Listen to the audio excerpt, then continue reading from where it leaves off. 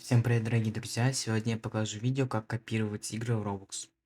Смотрите, для этого заходим в Roblox, открываем страничку Roblox с помощью браузера. Допустим, я хочу зайти в Steel Brain Rot.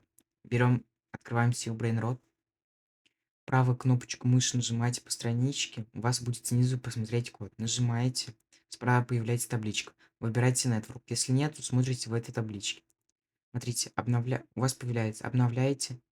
У вас есть справа ползунок беленький, с помощью него листаете вверх, тянете.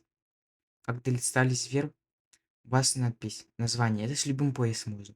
Правой кнопкой мыши нажимаем копировать, копировать PowerShell. Вот видите, скопировали, заходим в Telegram моего бота. Видите, юзернейм, оставлю в комментариях. Нажимаем скопировать игру, смотрите, и отправляем. Все. Через 20, примерно в течение 24 часов загрузится. Просто нагрузка.